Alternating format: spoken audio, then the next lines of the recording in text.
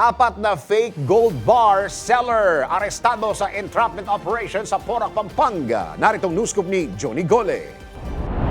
Apat na member nga nitong tinaguriang talagid o gana ang naristo nitong Porac, Pampanga Police Station sa inilang sa nila entrapment operation sa bintahan nga nitong mga fake gold bar sa dito sa nasabing bayan. Sinilala sa kanilang mga aliasis itong mga suspect na sina Eva, Dexa, RJ, kapwa ng Barangay Katlini at Tapat Parlata.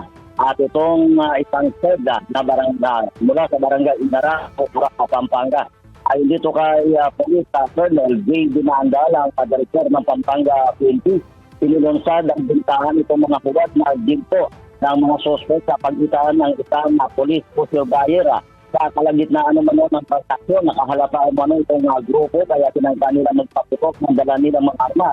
Kaya napilitan din itong mga backup police na patutukan din sila hanggang sa mga sinuko ang mga ito sa otoridad.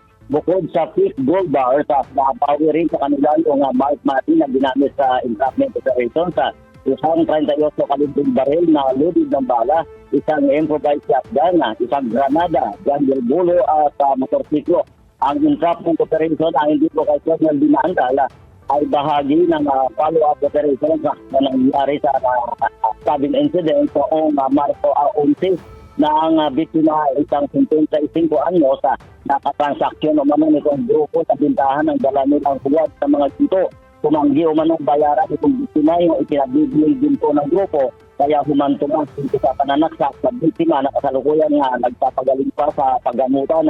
Maharap ngayon itong mga suspect sa kasong illegal possession of firearms and ammunition na may kinalaman sa paglapag nila sa Republic Act 10591 o Comprehensive Firearms and Ammunition Act at election gun ban, istapa at attempted murder habang nakatiit ang mga ito dito sa detention cell na Porac Police Station na batida. Itong grupong ito ay sangkot umano sa mga bintahan ng fake gold bar sa robbery holdup at gun running activities.